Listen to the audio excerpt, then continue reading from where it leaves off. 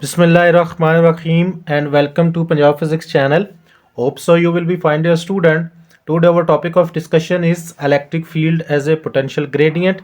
Chapter 12 है हमारा intermediate part 2 से यानी सेकेंड ईयर फिजिक्स से और मैं हूँ आपका फिजिक्स टीचर मतीउल्लाह। तो स्टूडेंट्स हमारा जो आज का टॉपिक है वो बेसिकली है कि हमने इलेक्ट्रिक फील्ड और इलेक्ट्रिक पोटेंशियल के दरमियान रिलेशन जो है उसको ड्राइव करना है। ठीक है, तो इससे प्रीवियस टॉपिक के अंदर हम लोग इलेक्ट्रिक फील्ड इंटेंसिटी को डिस्कस कर चुके हैं जो हमारे पास होती है फोर्स पर यूनिट चार्ज, और इसी तरह हम लोग इलेक्ट्रिक पोटेंशियल वी को भी यानी डिस्कस कर चुके हैं जो होता है हमारे पास वर्क पर यूनिट चार्ज। तो अब फर्दर हमने ये देखना है कि इन दोनों के दरमियान जो रिलेशन है वो क्या है। ठीक है, अच्छा यहाँ पे एक टर्म इस्तेमाल हुई है ग्रेडियंट। तो ग्रेडियंट क्या होता है, देखिए किसी भी स्केलर फिजिकल क्वांटिटी का मैक्सिमम रेट ऑफ चेंज उसको क्या बोलते हैं, ग्रेडियंट।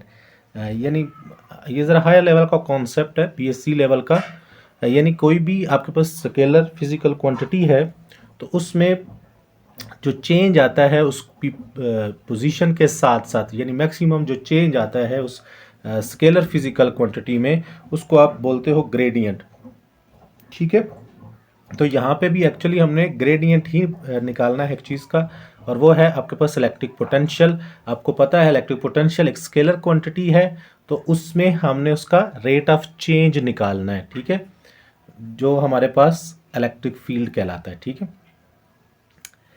अच्छा तो स्टार्ट करते हैं आज का टॉपिक, इलेक्ट्रिक फील्ड और इलेक्ट्रिक पोटेंशियल के दरमियान रिलेशन। तो कंसीडर अ चार्ज, ये आपको रेड डॉट नज़र आ रहा होगा। हमारे पास एक रेड ये मैंने शो किया है एक चार्ज को, एक इलेक्ट्रिक फील्ड है हमारे पास, यूनिफॉर्म इलेक्ट्रिक फील्ड है, उसमें एक ये चार्ज मौजूद है जो अलोंग द फील्ड मूव कर रहा है। ठीक है, तो उस पर जो इन द फील्ड फोर्स होगी वो आपके पास इलेक्ट्रिक फोर्स क्यू ई होगी। क्लियर, ये आपके पास एक पॉजिटिव चार्ज था तो वो पॉजिटिव से नेगेटिव मूव करेगा फील्ड के अंदर, इलेक्ट्रिक फोर्स उस पर लगेगी। ठीक है, अच्छा अब आपको अगर इसको फील्ड के अगेंस्ट मूव करवाना है तो आपको एक एक्सटर्नल फोर्स लगानी पड़ेगी एफ, और वो इस क्यू ई के अपोजिट लगानी पड़ेगी। ठीक है, इलेक्ट्रिक फोर्स आपके पास क्यू ई होती है तो उसके जो अपोजिट फोर्स होगी उसकी वैल्यू भी क्यू ई ही होगी, लेकिन यानी माइनस का साइन उसके साथ हम फिर यूज़ करेंगे। तो इसके अपोजिट हमने एक फोर्स लगा दी इस क्यू ई के अगेंस्ट। ठीक है, इसलिए मैंने यहाँ पे इसको रेड से शो किया ताकि आपको क्लियर हो। तो अब आपने यानी जो चार्ज है उसको आप ए से बी की तरफ मूव करवा रहे हैं अगेंस्ट द इलेक्ट्रिक फील्ड। तो इस सूरत में आपको उसके ऊपर क्या करना पड़ेगा, आपको एक्सटर्नल वर्क करना पड़ेगा। ठीक है, यानी ए से बी वर्क करना पड़ेगा उस चार्ज पे। तो उसी वर्क को ही तो आप बोलते हो पोटेंशियल, यानी वर्क पर यूनिट चार्ज। क्लियर, तो देखते हैं कि अब हमारे पास पोटेंशियल कितना आता है। देखें यहाँ पे लेट से हमारे पास जो पोटेंशियल है इस प्लेट पे वो है वी ए, यहाँ पे जो है वो वी बी।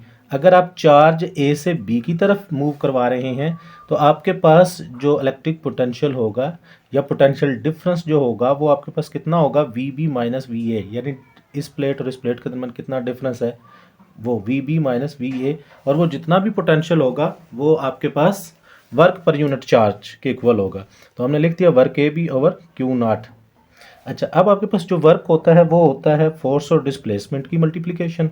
यहाँ पे मैंने जो सबस्क्रिप्ट में ई लिखा है ना, ये इलेक्ट्रिक फोर्स को नहीं शो कर रहा, ये एक्सटर्नल फोर्स के लिए एक्चुअली मैंने लिखना था कि एक्सटर्नल फोर्स आपको लगानी पड़ेगी अगेंस्ट द फील्ड मूव करवाने के लिए।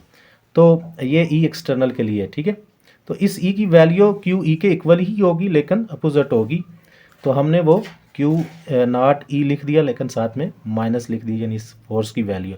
और ये डी जो डिस्टेंस है इन दोनों प्लेट्स के दरमियान उसको शो कर रहा है, और ये क्यू नॉट आ गया। क्यू नॉट से कैंसिल, और आपके पास ये चीज़ चेंज इन पोटेंशियल यानी पोटेंशियल डिफरेंस, इसको आप डेल्टा वी से डिनोट कर सकते हैं, is equal to minus E D. अब आपने यहाँ से ई अगर फाइंड आउट करना है तो ये आपके पास आ गया minus delta D over delta we over D. ठीक है, अच्छा for a uniform electric field हमने ये इलेक्ट्रिक फील्ड और पोटेंशियल के दरमियान एक रिलेशन जो है वो निकाल लिया। ठीक है, हम कहते हैं कि अब यानी फील्ड आपका यूनिफॉर्म हो या नॉन यूनिफॉर्म हो, इन प्लेट्स का डिस्टेंस जो है उसको कम कर दें, इन्फिनिटेसिमल कह लें आप, स्मॉल डिस्टेंस करते हैं। तो अगर स्मॉल इंतहाई स्मॉल डिस्टेंस कर दें और उस सूरत में अब जो है आप मैक्सिमम जो रेट ऑफ चेंज जो है उसको फाइंड आउट कर सकेंगे इजीली। तो लेट्स से हमने यही बुक वाले ने भी लिखा कि अगर आप इस दोनों पॉइंट्स दो प्लेट्स जो के दरमियान जो डिस्टेंस है उनको कम से कम कर दें, इन्फिनिटेसिमल लिखा हुआ है यानी बिल्कुल स्मॉल कर दें, तो उस वक्त वो जो डिस्टेंस है लेट्स से उसको आप डेल्टा आर से डिनोट कर दें। तो अब आपके पास जो पोटेंशियल में चेंज होगा वो मैक्सिमम होगा, यानी rate of change of electric potential with respect to position इसको कहेंगे, ठीक है। विद रिस्पेक्ट टू पोजीशन यानी फील्ड के अंदर पोजीशन चेंज होने से जो पोटेंशियल में चेंज होगा उसी को आप पोटेंशियल ग्रेडियंट भी बोलते हैं, ठीक है। अच्छा, इसके साथ फिर आप ये जो नेगेटिव साइन है ये क्या शो करता है, ठीक है। ये नेगेटिव साइन शो कर रहा है कि direction of E along the decreasing potential, कि जिस साइड पे इलेक्ट्रिक पोटेंशियल की वैल्यू कम होती है इलेक्ट्रिक फील्ड की वैल्यू, इलेक्ट्रिक फील्ड की डायरेक्शन वो होगी, यानी जिस साइड पे पोटेंशियल डिक्रीज होगा। पॉजिटिव से नेगेटिव इलेक्ट्रिक पोटेंशियल जो है वो उसकी वैल्यू कम होती है, तो यानी इलेक्ट्रिक फील्ड पॉजिटिव से नेगेटिव होगा। क्लियर। अच्छा, और इस फील्ड में नेक्स्ट देखें, आपके पास जो यूनिट जो है इलेक्ट्रिक फील्ड इंटेंसिटी का वो होता है न्यूटन पर कूलम। और इस फार्मूला ये जो हमने प्रूव किया है कि ई आपके पास डेल्टा वी और डेल्टा आर के इक्वल है, इसमें अगर आप ये देखें तो आपके पास यूनिट बनता है वोल्ट पर मीटर, यानी वी का वोल्ट और डेल्टा आर का मीटर। तो वोल्ट पर मीटर आपके पास इलेक्ट्रिक फील्ड का यूनिट निकलता है। अब देखते हैं कि क्या ये इसके इक्वल है न्यूटन पर कूलम के। तो आप ये देखें, वोल्ट आपके पास होता है जूल पर कूलम, यानी वोल्ट वोल्टेज के ही है ना, तो जूल पर कूलम होगा यानी वर्क पर यूनिट चार्ज उससे। और मीटर आ गया, इसको ज़रा लिख लें लेटर्स के अंदर, ये जूल, कॉलम को सी लिख दिया और ये मीटर। यहाँ पे जो डिवीजन होती है वो आपको पता है यहीं इस डिवीजन के साथ ही आ जाती है। क्लियर। तो जॉल, मीटर और कॉलम यहाँ पे ऐसे हो गए। अच्छा, जॉल आपके पास होता है यानी जॉल वर्क का यूनिट है, और वर्क आपको पता है ना फोर्स और डिस्प्लेसमेंट के इक्वल होता है। तो फोर्स आपकी होगी न्यूटन और डिस्प्लेसमेंट आपका मीटर, तो ये न्यूटन मीटर आ गया, यानी जॉल न्यूटन मीटर के इक्वल है। और नीचे आपके पास मीटर और कॉलम है, तो मीटर से कैंसल और आपके पास जो यूनिट आया वो न्यूटन पर कूलम।